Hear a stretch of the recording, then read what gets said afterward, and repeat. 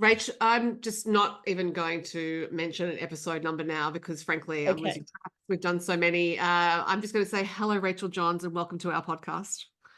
Hello, Sophie Green, and welcome back to you. Welcome to you as well. Better just to keep it loose, like loose, who cares? What number is it? It'll say the number and the description of the episode. So that's Yeah. all our listeners need to know. We're just here, we're talking, and we do have a guest coming on to the podcast today. Yeah. And I will Is it our third or second guest? I'm confused. uh, Third guest. we just look at us. We're just hosts. This is what we do. We're talking to each other. So it's Fiona Palmer, who is the best-selling author of quite a few books of rural fiction and Yep. contemporary fiction, women's contemporary fiction. She's also written some young adult novels. So we're going to have a chat to her about retirement energy, but we'll save any further exploration Retirement of that energy idea chat. for when she's on. But what I'd like to know is what you've been up to since I spoke to you last. Oh, trying to think. Like it's just a blur. I feel like I've been really, really busy running around doing kids' appointments and stuff. What have I done? I caught up with a couple of writing friends last week and for Anthea Hodgson's birthday, and I'm now also going to see Emily Madden from New South Wales tomorrow night when we're recording this. So that's nice. It's always good to catch up with writing friends. Apart from that, I've been trying to wrangle my book, The Bad Bridesmaid. I think it's definitely a roller coaster writing books. One minute everything is going well and you're like, oh, I love it, I finally fixed it. And then I'm again, okay, what needs to happen now? I have no idea. In theory, this book should work. It's a good concept, but why isn't it working on the paper? So I was doing that at the beginning of this week. And then today, or late yesterday, my copy edit for Outback Reunion arrived. They're not due for quite a while. Miraculously, I'm kind of ahead of the editing schedule. I got my structural edits in early, so these are early. And I was just going to leave them and continue with The Bad Bridesmaid. But because I'm in a bit of a funk about The Bad Bridesmaid, I thought, no, I'm going to get the copy edits out of the way. So that's what I'm doing at the moment. And yeah, it's a pretty good copy edit, pretty light, and I'm in that read through stage. And I know we talked about in our editing chat about usually I would print it off at this stage, but I do think it takes me longer when I read. Of course, it takes longer when I print it off because I've got to read through the suggestions, like scribble on my thing, and then at some stage I have to put them back into the document. And I really don't have time at the moment because, as we've said, I'm writing 2 books a year this year.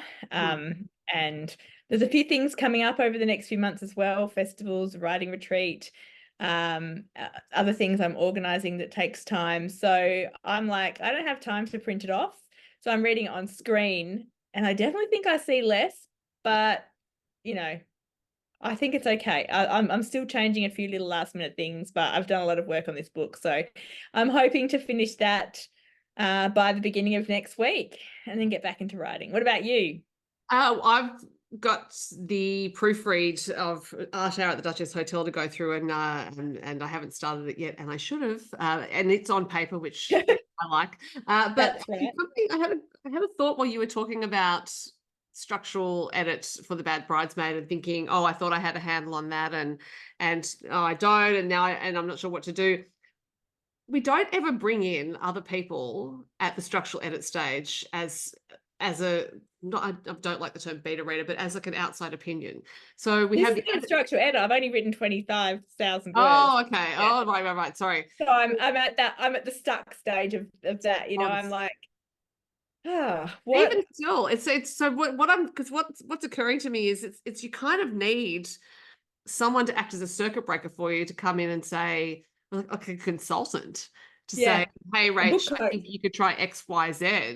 Yes. And but even at the structural edit stage, because there is times when I'm doing a structural rewrite where I just think I have no idea how to fix this, and it will cause a meltdown. And part of me wishes there was like someone to come in and wave a magic wand and help me. Oh, I wish there was too. I think kind of my problem as well, and you must have this too in terms of, or maybe you don't. I shouldn't put problems on you that you don't have. But Go I was just ahead. going to Let's say, share them.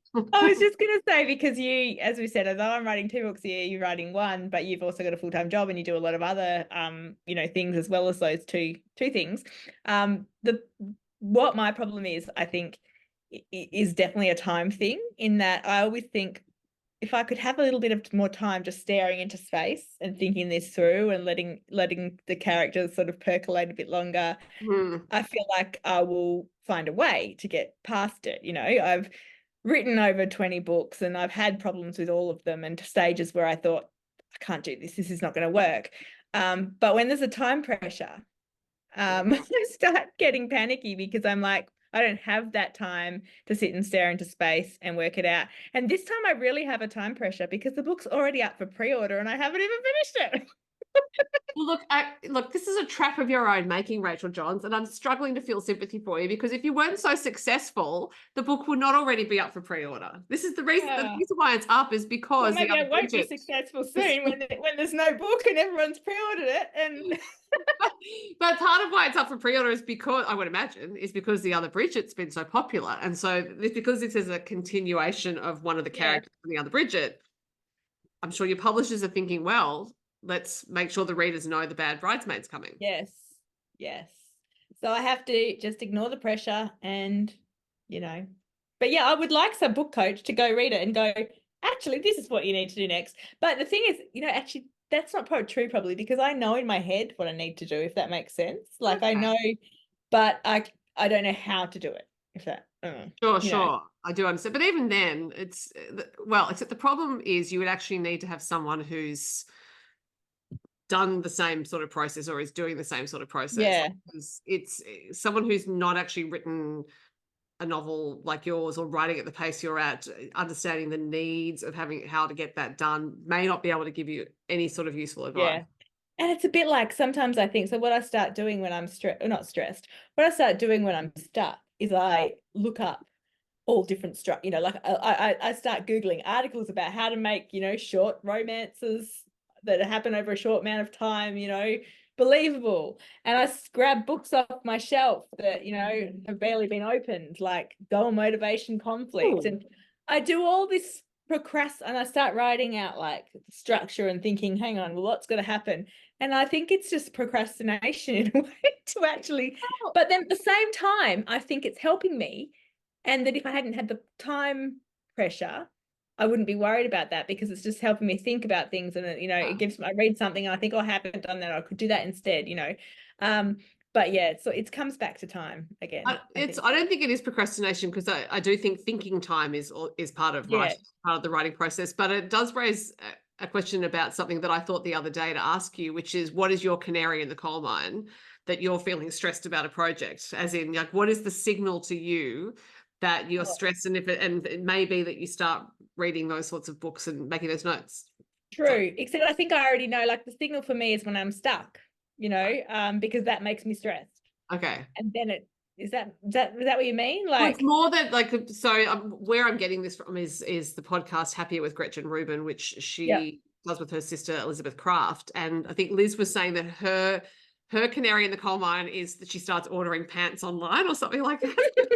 She'll find herself ordering clothes online, or maybe it's just clothes online. And no, I think it was specifically pants. Pants. That's so funny. So it's such a subconscious thing she's doing, that when she realizes she's doing it, she thinks, oh, I'm really stressed about something. Yeah. So I think there's probably something else that I do, because looking at craft books, and so that's kind of a very conscious thing that I'm doing, Right. So if it's a sort of subconscious thing, I don't know what that is. I wish it was cleaning the house. I start exercising more. I already exercise quite a bit every day, but when I start ramping it up and purposely going to add more time every day, I think, oh, you're stressed about something. You're trying to find other ways to work out the stress. I'll have to have a think and see if I can see anything. Yeah. There you go. Just a general inquiry. But yes, so I'm proofreading, and this is always a bittersweet time, because it's the last time I'll be with these characters, and I know that I'll have to say goodbye to them. And then how are you feeling? Do you feel nervous when you, like, are you worried or anxious ever about, because I've heard other authors saying that, and I have to say that I don't although of course I want a book to be well received and, you know, to people to like it. I feel like by the time it comes out for me, I don't necessarily feel, I wouldn't say I'm feeling anxious because it's done.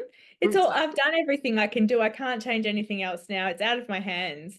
So in some ways for me, the anxiousness is in the actual creative and the writing a lot more, probably the first draft. Because even once I've got the first draft done, I'm like, well, structural edits might be hard, but I, you know, at that stage, someone else has thought it's worth working on, if you know what I mean. Like, Yeah, they absolutely. haven't said, if they've given me structural edits, they haven't said, I'm sorry, this is a pile of poo and we're not going to accept it, which I think is something that every author stresses about. And actually that made me think of another idea for a future podcast.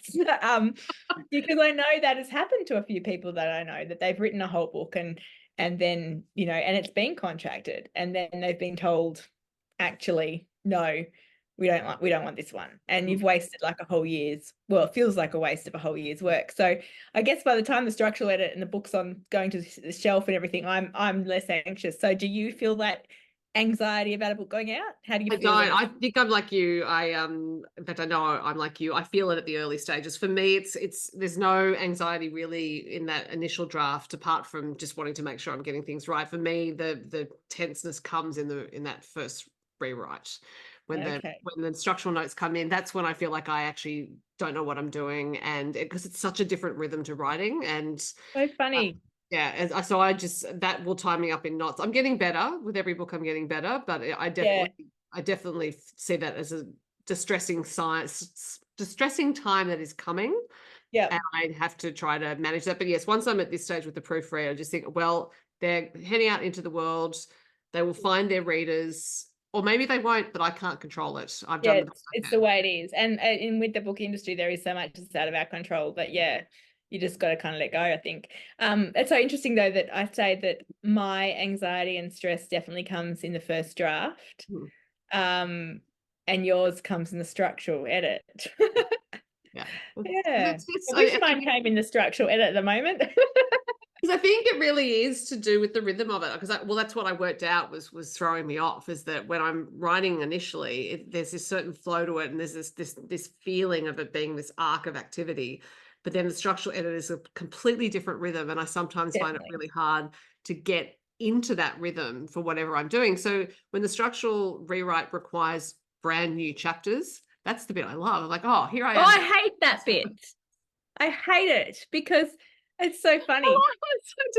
Because the reason I hate that bit is because by that stage, everything is sort of gelled to me and stuck together. I mean, I do it, but I really feel like I've been, and I guess you say it's two different rhythms. So I've been in that rhythm, I've been in the writing, and then to have to, you know, a month or so later, go back and write an extra chapter always feels wrong to me, hard. Yeah. Well, I think now I've become so ruthless cutting stuff that I realize that new writing is required, and so I'm ruthless a lot more cutting now too, and I hope that means my books will get a bit smaller. Although I don't really care. What I really want them to get smaller is at the draft stage, because the book I'm just editing now is shortest one I've written for a long time.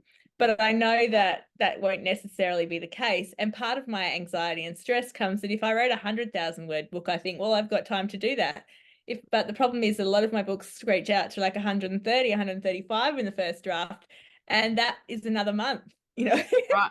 Do you not want them to be that long because the publisher doesn't want them to be that long, or is it just you feel that's too long for your readers? I don't feel it's too long for my readers. I think so. My first women's fiction book, The Patterson Girl, was 145,000 words, which I wonder if I went back and edited now, I could probably lose maybe 10 to 20, I'd say, because I think I've been edited more. I've learned that, you know, often I'm what I used to do, and I think I see it a little bit more now.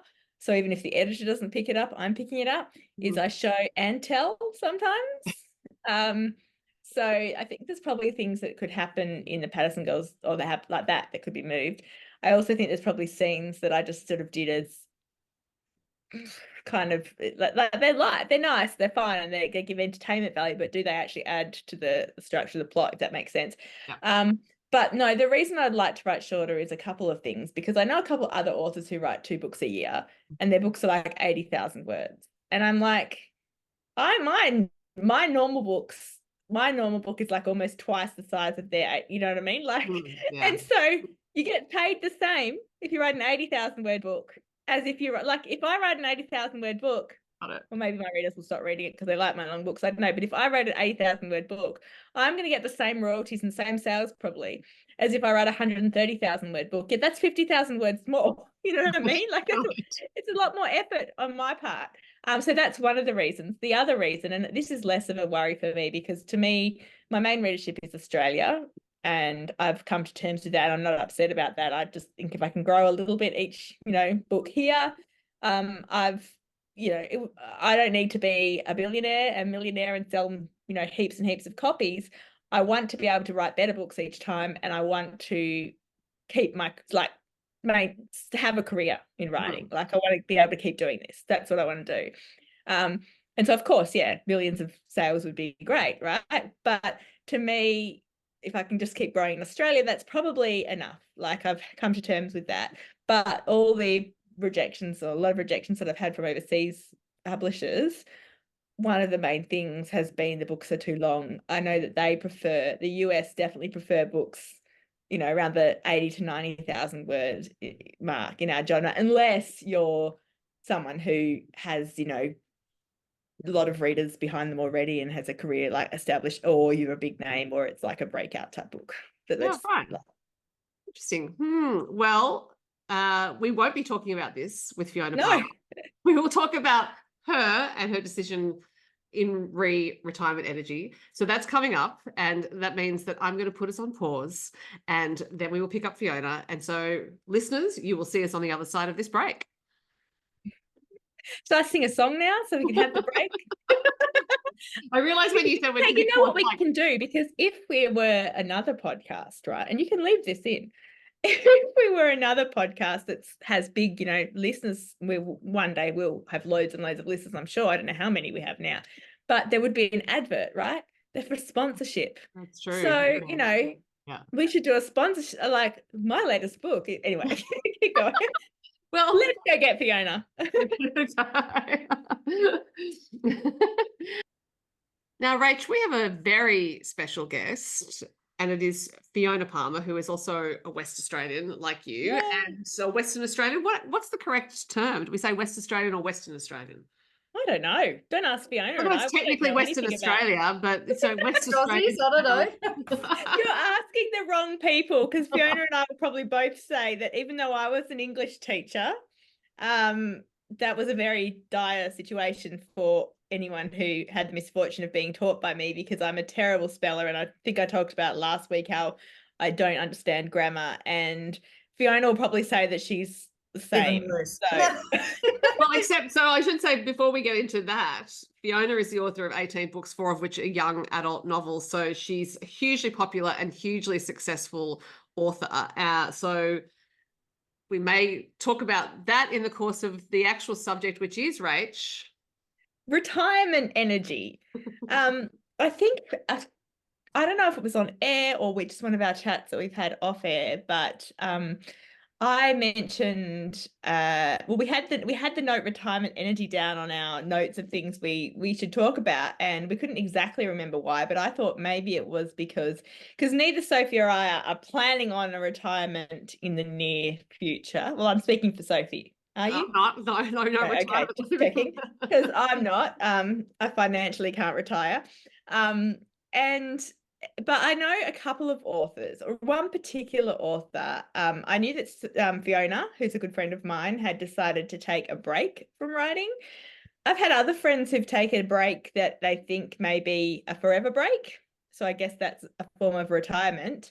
And that one of those people is Tess Woods, who after 3 books decided that she was definitely not writing anymore. And then an idea tapped her on the shoulder, and she had to write it. And so here we are. She's got a book coming out this year.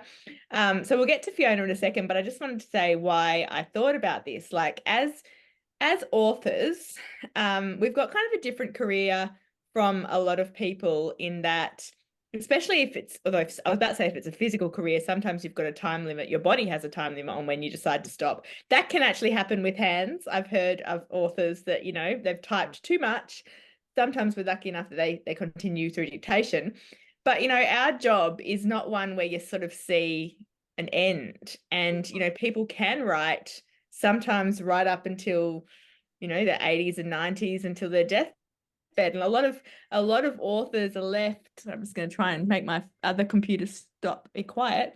A lot of authors are leave a manuscript half finished, right? Yeah. But I found it fascinating that one of my favorite authors, who is Elin Hildebrand, from the US, she's been writing 1 or 2 books a year consistently since I'm going to say, well, probably about 25 years, I would say. I've read many of those books and they're all brilliant and wonderful. Most of them are set in Nantucket Island. So I really, if you want a vacation through the books, I really recommend them. But she announced a few years ago, much to the sadness of her faithful readers, that she was retiring, supposedly with this book that comes out in June. It's her last book, she said. She's clarified since then that it's her last Nantucket novel. And she will no longer be writing 1 book a year, you know, on that sort of routine that so many, or that contract that so many commercial fiction writers are. But she is actually doing 2 books with her daughter.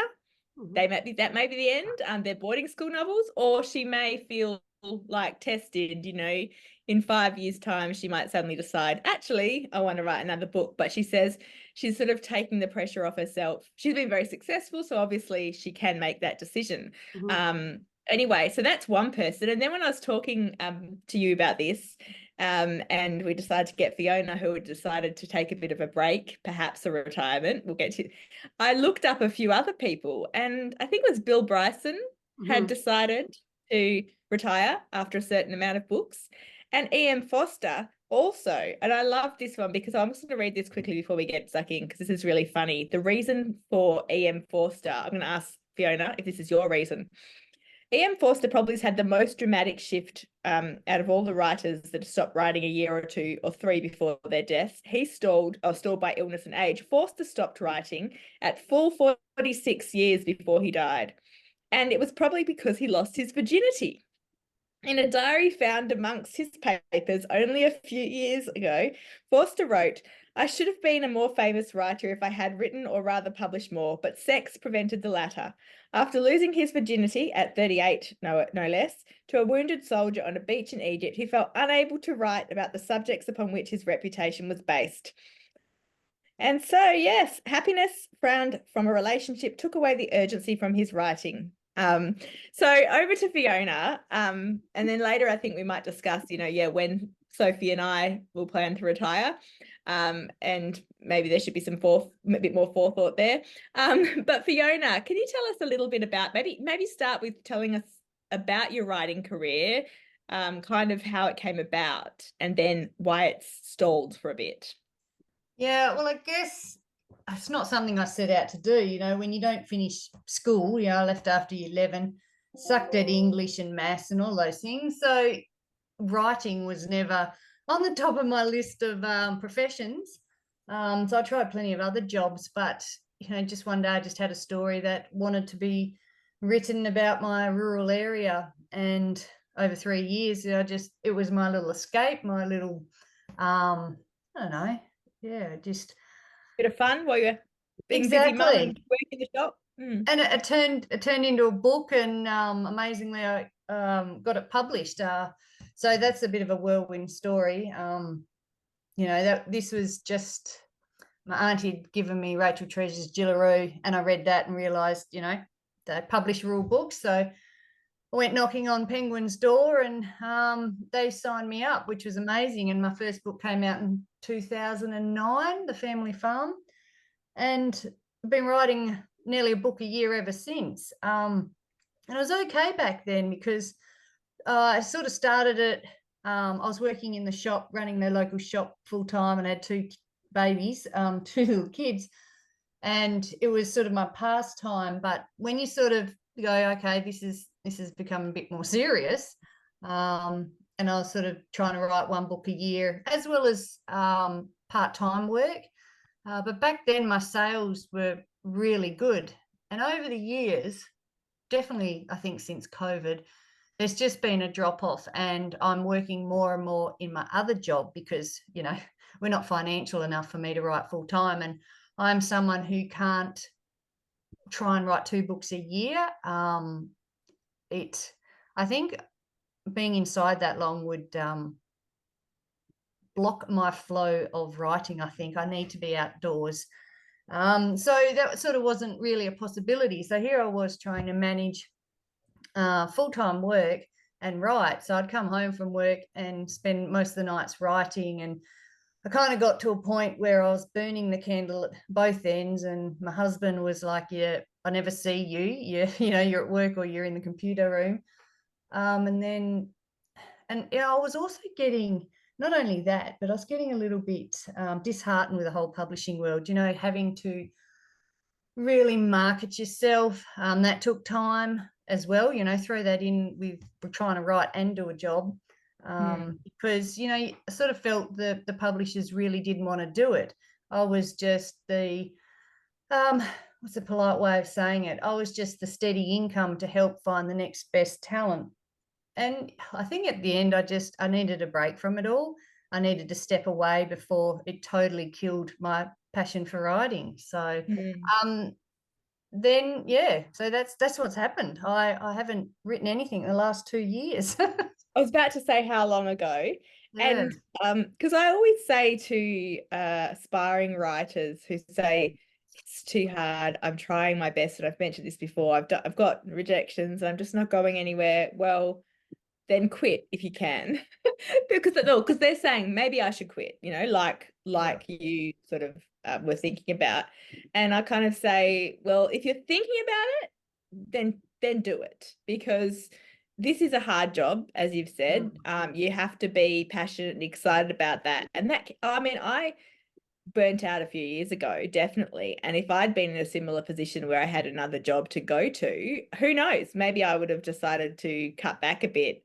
Instead, I did other things and somehow managed to crawl my way back.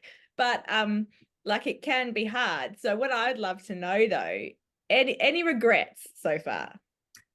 No, it's actually been a really nice break. I mean, before I said I was going to stop writing, you know, I was at the end of my contract, so it was easy to step away. I didn't have any, you know, another book to write, but I had 2 story ideas ready to go, and I had actually started writing the next, I think I've got the first chapter of the next book down. But when I decided that I really needed a break, I haven't even thought about it. I haven't allowed myself to sort of get carried away in story ideas, and I've just found that work's taken over a bit.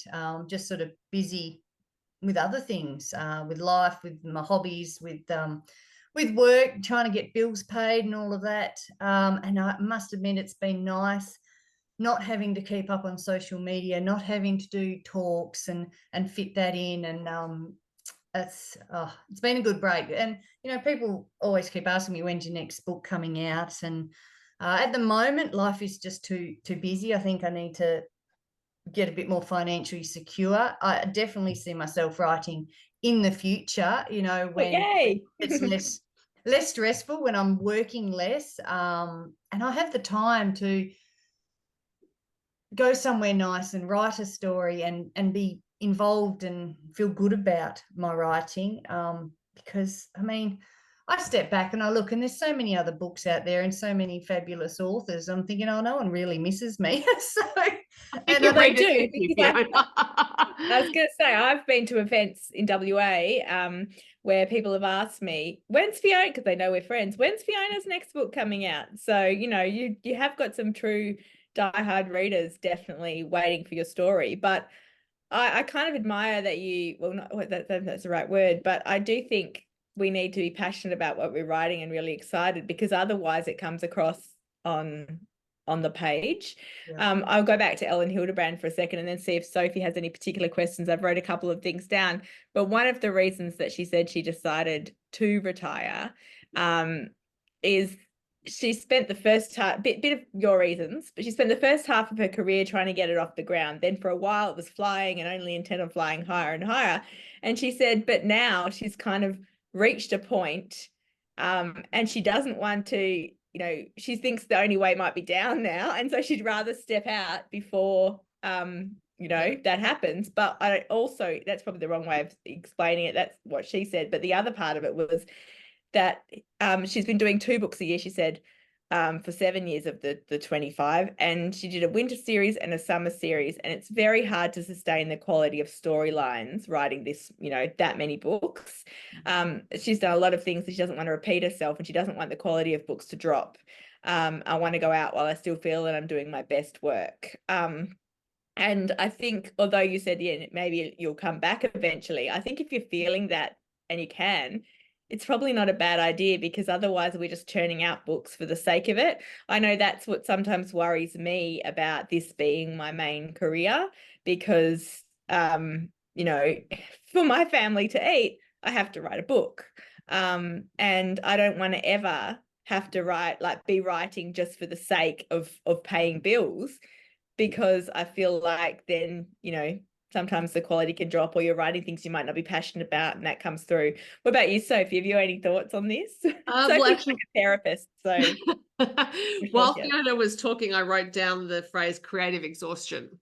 And I think that that's something that it can easily happen, particularly writing at the pace that you've been writing, Fiona, and Rach, the pace that you write at, because you've got to constantly come up with new storylines, and that requires a certain amount of energy, and we don't talk about creativity as requiring energy and being tiring, but it is, because it's we can't actually see it. You can't go, oh well, here's this pound of creative energy that's being expended. But it definitely is a physical process, just as writing is a physical process, quite apart from the typing. I think you're actually getting the story out, and editing is a physical process. It takes a bit out of you. And so I think, the creative exhaustion is real, and it's not just, oh, I'm out of ideas, because I think you can have ideas, but just not have enough oomph to execute them the way you want to, or in the time that you have. And that's the thing about being on a book a year pace, is that that constant churn of, oh, okay, have the idea, get it to a certain point of development, write it out, edit it, and round you go again. That's quite a pace. And for Rach doing 2 a year, I've just take my hat off. This year and last year, but not next year. Yeah, and that's because you need that creative exhaustion is a factor. And also, Fiona, because you mentioned social media, Rachel and I had a conversation with Natasha Lester and Jack Heath about them stepping back from social media, because if we talk about creative exhaustion, it happens with social media and can be a cause of it. So because you've got to keep coming up with the content ideas, and it can be fun, but even if it's fun, it's that sense of, oh, I need to think of something to put on there because it's expected now. But then I often ponder the idea that's taking creative power, creativity away from writing stories, which definitely, is our core function. When I needed to refill the well, and I had to do it a little bit quicker, and just I stepped back, and I felt like Fiona, and I'm like, I need to do something about this, because I didn't have the ability to step away. And I thought, what am I going to do? And one of the first things I did was step back from social media for a month, really focus on being kind to myself, refilling the well, watching things, reading, going out, hanging with actual people, and all those sort of things, because and not only does social media take up creative energy, it also takes time away from those things that can feed your creativity, if that makes sense. And rhythmically, it's very different. That it's a staccato rhythm, social media. You're doing things at this kind of pace, whereas writing stories is a long arc. And you need to be able to get into that. Even if you only have a certain half an hour or an hour to write, you're still kind of in a long arc of activity. You can't keep. So I totally understand what you're saying. Yep. And I mean, also, The Wrong Sister was the last book I wrote, and I put so much energy into that book, everything I possibly could in between trying to work, because, the books just don't provide enough for us. And you need to have a lot of confidence and to back yourself. And I lost my way. So hopefully a break will you know, and if down the track, if I can be more financial secure, then it won't matter the pressure of trying to write a good book so I have enough sales to pay for. Doesn't matter. You can just do it for your own pleasure and your own enjoyment and your own fun, and know that there's some people out there definitely that will enjoy that, and will love it. I think that's a really big key thing, because I was going to say, you know, when you first start writing, I mean, most of us start writing, you're doing it because it's a pure joy and it's an escape and it's fun. I actually, I'm going to try and find this quickly. This morning, I follow I listened to a podcast called Friends and Fiction, which I may have mentioned before. It is about four American New York Times bestselling authors who they started up during COVID. And today they were talking about on their newsletter, they were talking about their debut novels. And one of them said something that I thought really resonated with me. We might have to edit my looking for it. It's all part of the experience, Rach. You know, like it's as if this is natural conversation flow. We're here chatting. This is what happens. Here we go. I've got it. Because the question that they were asked was, looking back, how have you changed as a writer since your debut novel was published? And Christy Woodson Harvey said, I hope I have gotten better refining my voice, but if I'm being really honest, I think there's a purity to a debut that is almost impossible to capture in subsequent books. It's the last time you'll ever write with the door closed, so to speak, so that definitely changes things. And although that's nowhere near sort of our original topic, I think that is true, that, you know, we come in this for a reason, and then our reason for being in it changes or shifts. And you really have to work hard to, if you want to, try and I think she's right, you're never going to be able to completely go back to that feeling. But I guess what you've got to look for, if you want to do it, and that's the thing, if you don't and you want to break, then that's totally fine. If you don't want to retire, you don't want to break, then you've got to really work hard to try and find as much of that sort of fun essence and excitement that you had before there was any expectations on you financially or professionally or anything like that. And that's hard. Yeah, it is. I mean, Fiona, I certainly hope you look back at all the novels you've produced and think, I'm pretty bloody good. I've written all of these books. I look at them and go, did I do that? I do that every day too. Like, that's how I feel as well. When you're in the midst of you know, struggling with something, a writing project, or, you know, being stepping away, I suppose is the same. You go, huh? Did that, like, was that me? How did I do that?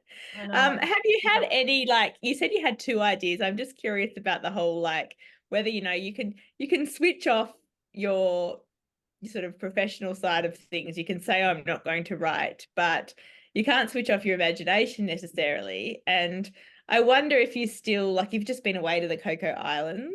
Is it Cocoa Islands? Yeah, Cocos-Keeling Islands. Yeah, do you ever, like, do ideas keep coming, or, you know? They do. You can't really switch that side off. And I mean, that's how I got into writing in the first place, overactive imagination. But, you know, we're on that island and it was just magnificent. And, you know, everywhere I went, I was thinking up, you know, went to Destination Island and there was only 10 of us on the island for the whole day. And, you know, I was telling my mum, oh, you know, this could happen and this could happen. And they often say you got to watch the rips and the tides out there because you could end up in South Africa. So I was like, oh, you know, and there's another avenue, you know, so it's definitely there. But me personally, I just know I don't have the time to sit down and start writing it. I have plenty of thinking time, but I don't have the writing time. So therefore I sort of push them all aside. And I hope that down the track, I can sort of take a step back from work and go, look at that. I can get back into writing because I don't need the money. I don't have to bills to pay as much, and I can just write from the heart again. And I look forward to that time. I wonder if what will happen is the same thing that happened in the beginning. Like when you were, you know, just going about your daily life and looking after your little kids and working. I wonder if, And then that story kind of, from what I've heard before, you know, you didn't put pen to paper or rather fingers to keyboard for a while, did you? How long was it before you decided to write? When you first, like, that story was living in your head, right, for a while? Yeah. Until my head was going to explode if I didn't start writing it down. You know, the best way to get something from your head is to write it down. And so I just started doing that. And each time I wrote it down, it left my head, and then next thing I know, I'm thinking up the next part of the story. So it kind of, so maybe that will happen again. I think so. I hope so. Before, like, we continue, Sophie, you mentioned earlier that you were thinking of having a break. Yes. I know we call this retirement energy, but I think it's also like there's two sections to it. Like, you weren't thinking of retiring your writing, but you were thinking you would have a year off. Yeah, I just thought I thought I would take a year off. I'd had a couple of ideas which hadn't really ignited anyone, and I thought, oh well, you know, time's running out. Maybe I'll have a break. And then last week, I was actually sitting in a meeting at work, which I probably shouldn't get to, and an idea popped into my head, and it was fully formed, and I was like, oh, so okay. jealous.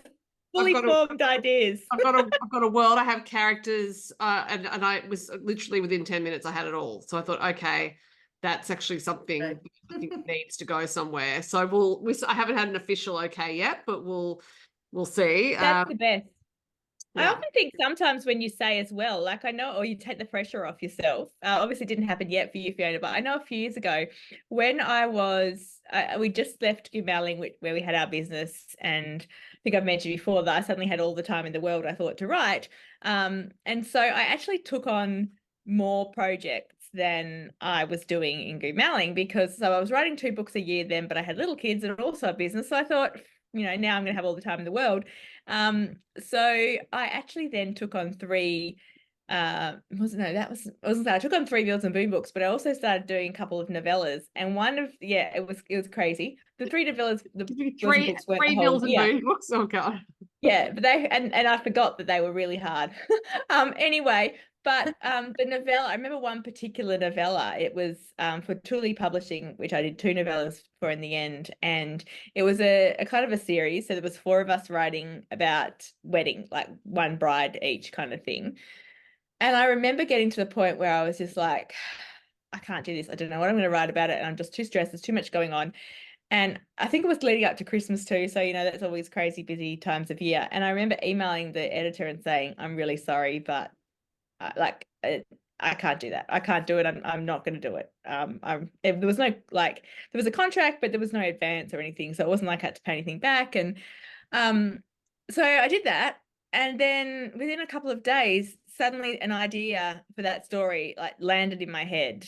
And I wanted to write it, and I was excited. So it was almost the act of taking the pressure off myself, had allowed the creativity to come through, if that makes sense. Fiona, we've had you talking for a while, and you're not long back in the door of your home after having been away, so we'll let you go pretty soon. But I just am curious with your ideas. Have you found with the books you've written that they've popped into your head pretty fully? Yeah, good idea. Or do you actually sort of just get a spark and then you work it up? Each one is different. Sometimes you can be sitting there going, I've got nothing, I've got nothing, can't think of anything. And then one day you'll be swamped with 2 ideas, and both of them are vying for your attention, and you're like, yeah, okay, just wait. I'll write this one down and then write the next one down. And they can just come from anywhere, little triggers, things that, happening in the world. And that's the exciting part, when a story just hits you like that and you really want to write it. So do you keep Sorry, you go. What'd you say? Do you keep a notebook, Fiona, or do you like keep it on your phone in an app? Everywhere, notebook in my head, on my phone, I'll jot notes. And I keep going until I pretty much got my synopsis worked out. And then I start from chapter 1 and work my way through. And sorry, Rachel, what were you going to say? Oh, I was just going to say what I admire about you, I think, though, because having been there I met Fiona just before she was published. So I've been there through all of those books, and I've seen some of the seeds of ideas, grow from a tiny idea to a synopsis in a couple of, days. But what I think I love most about you is that you didn't used to get in your head, in that, like, I'm there going, no, that won't work, or that's stupid, or whatever. And I remember you would just go for it and make it, like, not worry about it. And so, yeah, I think you're right. It's like your confidence has been knocked. And yeah, maybe hopefully one day the passion will come back and it'll be stronger than the voices in your head telling you don't want to do it. But in the meantime, I reckon, enjoy yourself. Yeah, well, that's it. I mean, I know if I had enough time, I'd smash out a book, but I just don't have it at the moment, sadly, and can't seem to make any time. I'm just knackered after work. So, yeah, I think these as we get things older just have too, a like I break. find that, we used to write when kids were like in bed. Yeah. So that's one of the things I would say, that I do think as you get older, you can't like do as much as you can when you're younger sometimes. But I'd also say, playing devil's advocate, that, like, as we say to aspiring authors, you never find the time. You have to make the time. And I think, I'm not saying you have to make the time because it's up to you, your choice. What I'm saying is, if you really wanted to write, you would find the time again. So it's totally agree with not that. really the time. It is the desire and the inclination and the idea and the passion. But as with agriculture, we let fields lie fallow so they're not over farmed. Yeah, it is good to let the field of the brain, or the field of the mind, if you prefer that term, to lie fallow for a while. And it sounds like Fiona's honouring that instinctual rhythms. Like you just know you need a fallow period. Yeah, that's a good way of putting it. So well, I was kind of growled at by the husband too, so couldn't keep doing burning at both ends, and just also with the publishers, and it's quite soul destroying when you put so much effort into a book and then it's not enough, and I needed a step back and a break, and even my agent agreed, and it has been good, I think, and I think time will heal all wounds, so yeah. Well, your audience, your readership has many novels of yours. They're still waiting. They can reread. And I think it's a phenomenal achievement. 14 books for adults, 4 books for young adults is amazing. In 10 years, really, or just over 10 years, about 13 years probably, while working and having little kids. Something like that. I did, I was doing 2 a year when I did my young adults, but they really didn't bring in any revenue. They were just, I had to write them. They were passionate.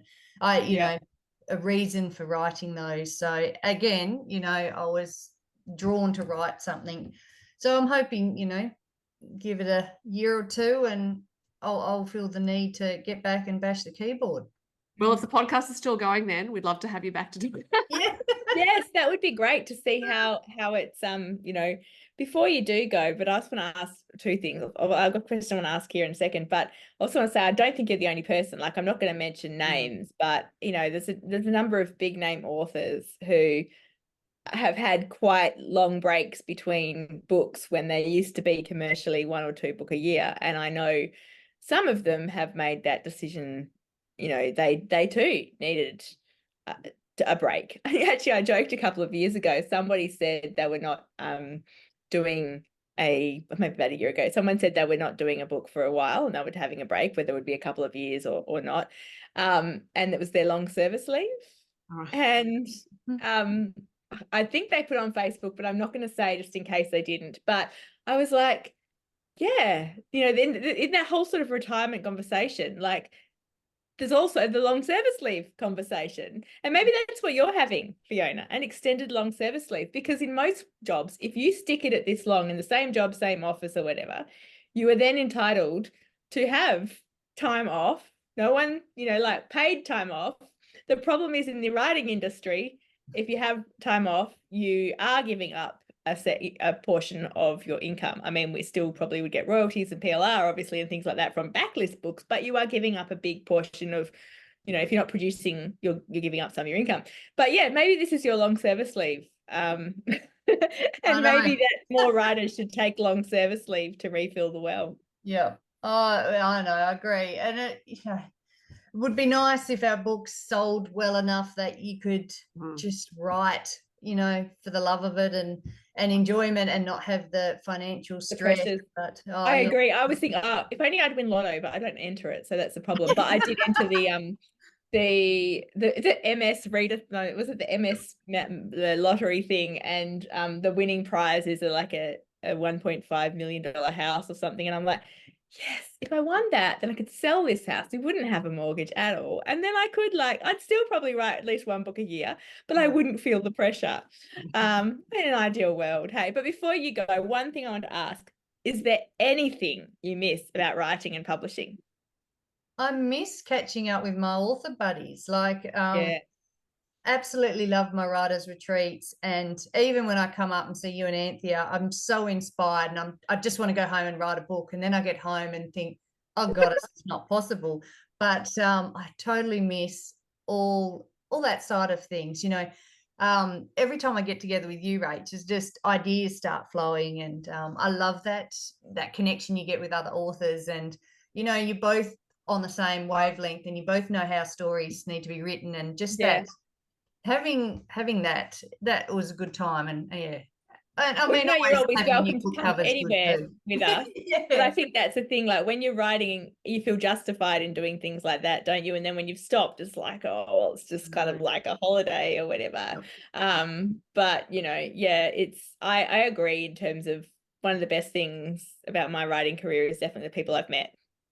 Yeah. Yeah. Well, that comes like a beautiful note on which to end it. Okay. I was going to ask you, Sophie, but maybe we let Fiona go. And then we'll talk about whether we're going to retire or not. Okay, yeah. Well, we'll let Fiona go because she is really just in the door of her home and she's made some time. So thank you so much, I've Fiona. had 3 hours sleep. So Oh, you poor thing. Yeah, Well, thank you. You're very eloquent considering that. Thank you so much. And do let us know if you start writing again, because we definitely want to hear about that. Yeah. Love it. Thanks for having me, guys. Thank you. Bye. See you later. Bye. Bye. Well, Rachel, it was so interesting to talk to Fiona about her decision regarding her books and stepping back. It sounds like maybe not permanently, but yeah, I guess time will tell. Time will tell. But one thing we didn't have time to ask her about, because she really was just in the door from being away, so I didn't want to keep her talking too long, was about the financial aspect of writing, and the fact that in this country, because it's a small territory, even if you sell a lot of books, as she has done, you often need to have another income, particularly if you have children. Australia, in certain parts of it, is expensive to live in. I live in Sydney. I'm sure Perth is not that cheap to live in more either. and more expensive by the day. Hey, I went grocery shopping to buy 3 things this afternoon, and I bought celery for $4.90. Well, I hope that you get many soups out of that $4.90 celery. But yeah, so I suppose if there's anything you want to add to that part of it. Well, I guess one of the things is, we've already spoken about the financial pressure that I feel on my job, and I wish that I didn't have that. And I know, I have to say that this is my full-time job, and I do earn, you know, a reasonable living. I always wanted to earn, because I was a teacher briefly, and I always thought that was, you know, going to be my career.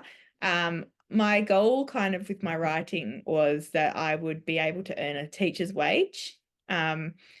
And so that I could write without having to work as well. I think a lot of people have that goal to, you know, be able to earn as much money as they earn in their current job, so that they can quit without without worrying about bills and all that sort of stuff. The problem with that is that, you know, if I was a teacher, I would be getting, you know, a weekly, monthly, whatever wage, paid holidays, paid sick leave, long service leave, like we said. And with writing, you don't get any of that. So quite aside from the sort of the uncertainty of when you we get paid, you know, royalties twice a year. If you sign, like most people maybe only sign one contract a year, so you're going to get in, you know, I don't know how, no, you know, publishers split it up slightly differently, but for my 2 publishers, it's been, you get a payment on advance. So you get a payment on signing, part of your advance on signing, part of your advance on the book being accepted, and part of your advance on the book coming out into the shops. And that even touches in a bit of what I said when we were talking to Fee, I think, in that if you don't, if your book isn't accepted, you won't get that payment. So you could have worked 6 months to a year, and then, so there's all that kind of anxiety. But I think, the things like sick leave, I had 2 weeks pretty much where I couldn't work in December because I had really bad COVID, and it took a long time to get over it. Now that derailed my writing, a bit. And if we go on a holiday away, I've just been away for 2 weeks as well. I wasn't writing then. I'm not getting paid, whereas other people, my husband was still getting paid for being away. And one of my biggest concerns, and it's something that I haven't done yet because I just haven't had, like as Fiona said, there's no time. I've had no financial ability to do this, and that is put money into superannuation. Now, I'm only 43, so I hope that I'll have at least, 20 more years of earning in some capacity, like if we look at the sort of traditional age of retirement. So that's something that I know I need to do, and I want to do sooner rather than later. And that's some of the things that in a normal job you get superannuation paid, whereas if you're working for yourself, and that's what writing is, you're a small business, then, none of those things happen. So I think that's one of the reasons when I think, oh, when would I retire? I couldn't tell you. I think there's a couple of things that would affect, retirement for me. One of them is definitely financial, like I might have to continue because I won't have got that superannuation there behind me necessarily. Luckily, we're paying towards our house and my husband has superannuation. But the other aspect, of course, is creativity. You don't necessarily, it doesn't just switch off. So I might want to go work longer, even if I don't have to. Yeah. So I don't think these are all really, really valid questions and concerns around writing as a career or around any creative practice, because it is so uncertain. Creative life, creative work, there just aren't those structures that happen in a 9-to-5 job. No. The way it's been set up, they follow different rhythms. It is unstable, and the stress involved in worrying about making an income from it can be really counterproductive for your creativity, because that stress pattern in your body that we talked about creative exhaustion with Fiona. I think that stress can contribute to that. Oh, definitely, 100%. And that's why I said a couple of years ago, I really felt it really badly. And now I try and work, I try and not allow that to happen, and try and work actively, protect it. But then you get to a stage where you feel good again. And then it's very easy to forget how you, so I was feeling pretty great, and that's why I took on 2 books a year, and that's put a bit more pressure on myself. So it's really, what I want to ask you, because you mentioned that you obviously, we know you've got another job as well. You work full time, right? Yeah. And now I know that, publishing is not, the highest of paid industries, but, I'm guessing you've been in it for a while. You could live on your publishing wage, right? Yeah. Yes, I could. Absolutely. And have. So, yeah. do you think that takes the pressure off, like how do you sort of view your writing in terms of finance for you? Well, I think it came down to me knowing my own nature. So I don't have another income. I'm not independently wealthy or anything like that. And I am an have one lotto.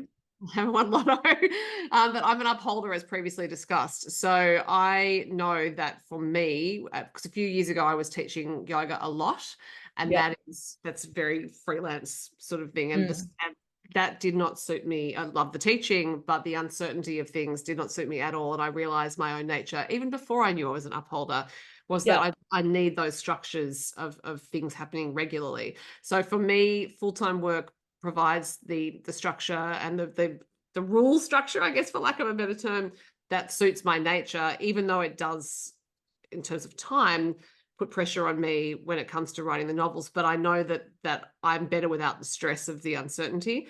And I also realized that part of the stress of uncertainty has come about because I basically have intergenerational financial anxiety, which I realized a long time ago when my grandparents were still alive, and I talked to my grandmother about the fact that her father served for the duration of World War One. He came back from the war, so he'd been on all fronts. He was a quartermaster. He was awarded a military cross. He came home from that war in 1919. She was born in 1909, so she was 10 at that time. And then 4 years later, he took off and was never seen again. And Yeah. it turned out he'd been in Sydney the whole time, which is where his wife and children were. So my great-grandmother and my great-aunt. My grandmother had to leave school at the age of 14 and go to work. And she never got over the resentment of having to give up her schooling. She was so intelligent and never got to fulfill what she would have seen as her potential at the time.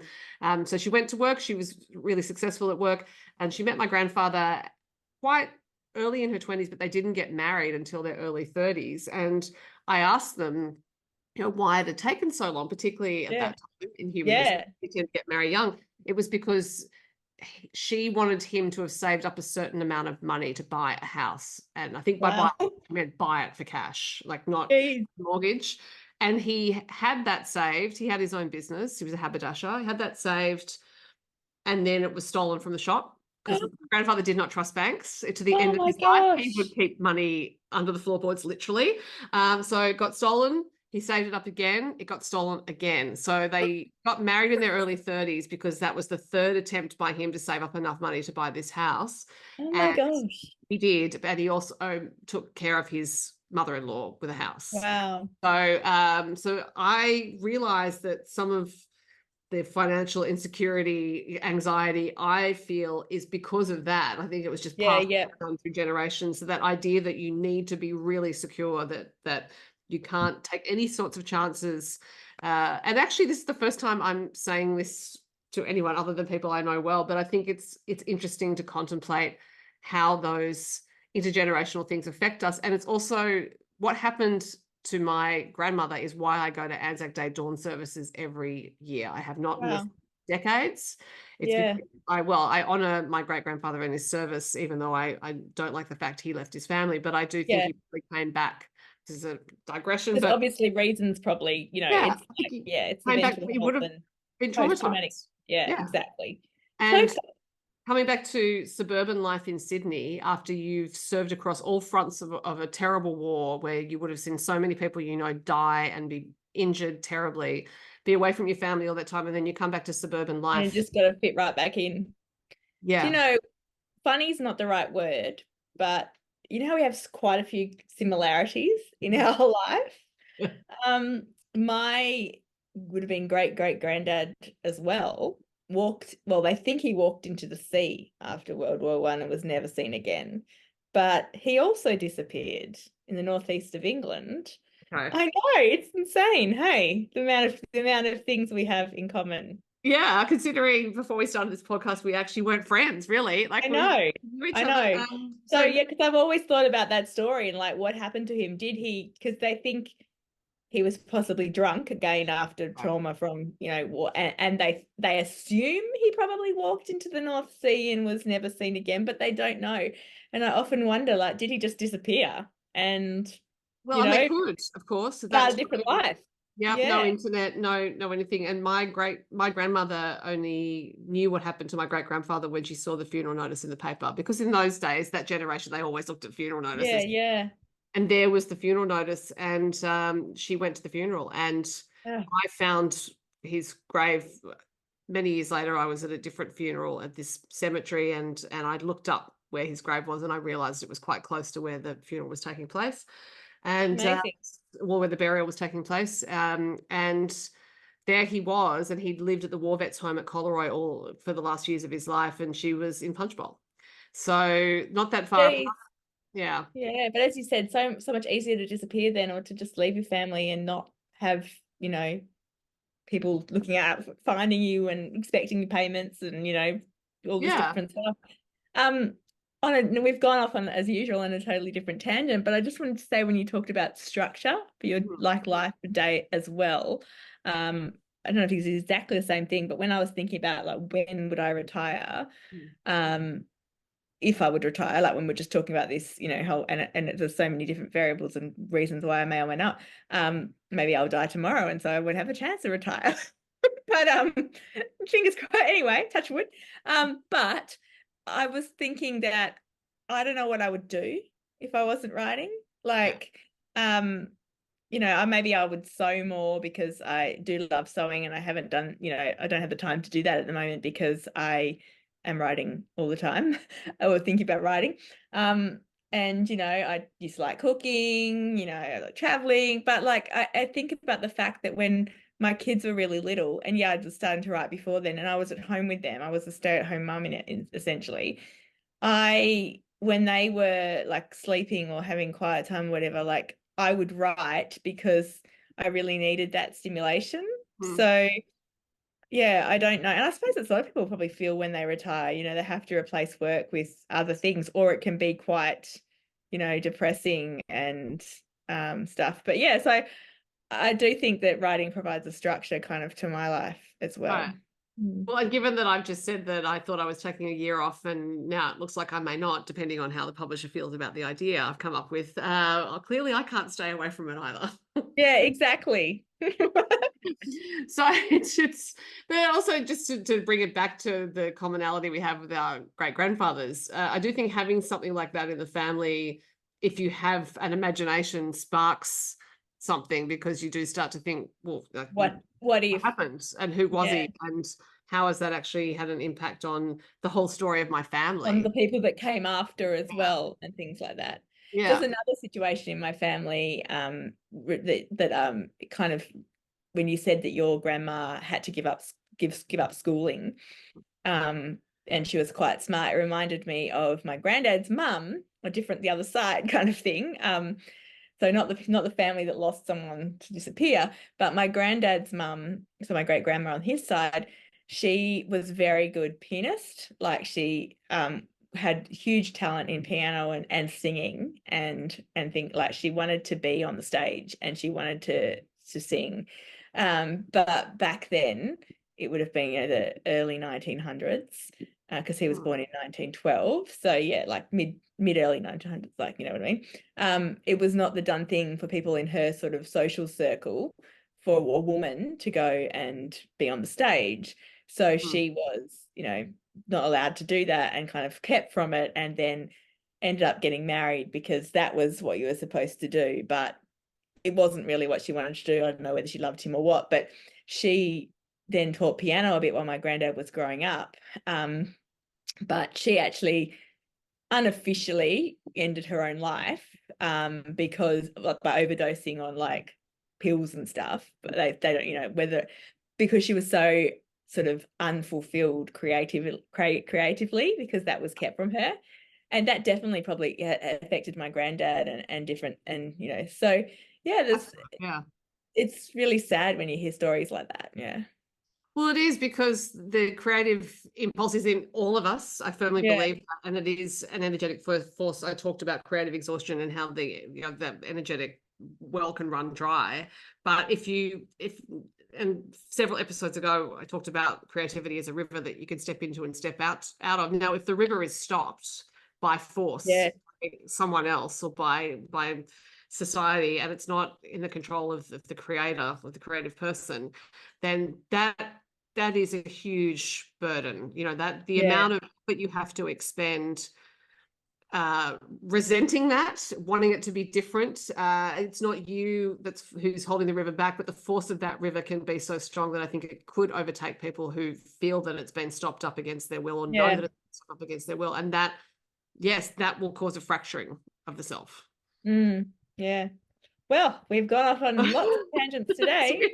And I will say before we finish, just on the subject of shell shock, because that's how I refer to it in regards to my great-grandfather, the novel Regeneration by Pat Barker is a classic, I think, of English literature, England the country, and English language literature. It's the Regeneration trilogy, and Pat won the Booker Prize for the last one, which was The Ghost Road. But so there's Regeneration, The Eye and the Door, and The Ghost Road.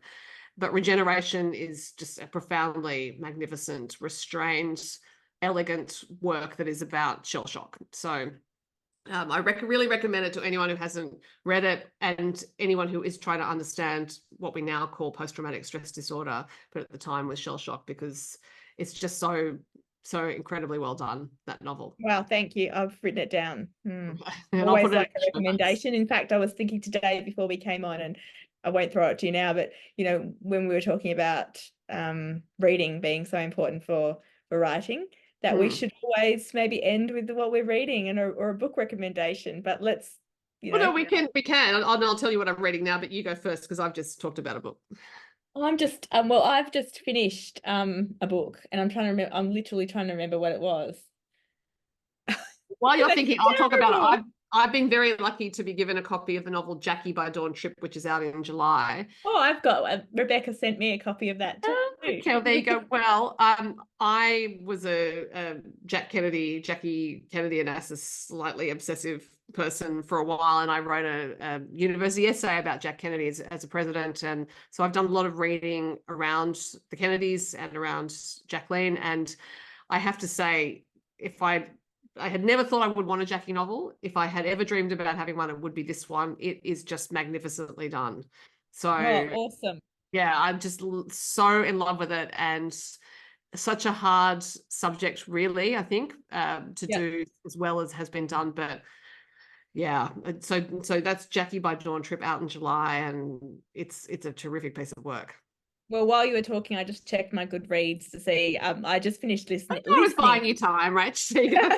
I just finished listening to The Tea Ladies by Amanda Hampson, which came out last year. I'm a little late, and I think it's a different sort of skill or technique when you're listening to a book rather than reading it. Like when I'm reading it, I'm sort of paying a lot more attention to the word structure and stuff as well as the overall story. And I've also read, one of the books I bought in the US was Expiration Dates by Rebecca Searle, which is kind of a little bit of a, what's the word? Magic realism is the word. Is about a woman who, since she was in her early teens, I think she's been getting like pieces of paper whenever she meets a new guy that tells her how long they'll be together. And then at the beginning of the book, she gets a piece of paper that just has the guy's name and no end date. And so it was an interesting premise. It's a very short book, and again, so I'm cranky that people can write a short book and it get a lot of buzz and we sell lots, and like I think it's like 65,000 words or something, and I'm like, how? But yeah, I don't know. I'm not sure I loved it. Yeah. So yeah, interesting premise. Yeah, it was a really good premise, and I don't know if it's a premise like that, you know, there's always going to be a kind of contrived ending, if that makes sense, without giving stuff away. And I think what happened kind of annoyed me a little bit. Okay. Yeah. Well, that's interesting to hear. I will still put it in the show notes in case people are definitely intrigued to check it out. Yeah. But we have so many more episodes planned. We have more guests coming up. So I think we should wrap it up for now for this one, because we have to go and think about our future episodes. So excellent. Lovely to see you as always, Rach, and I will be seeing you soon. Yes, and thanks for listening, everyone. Don't forget to send us your questions. Thanks. Bye.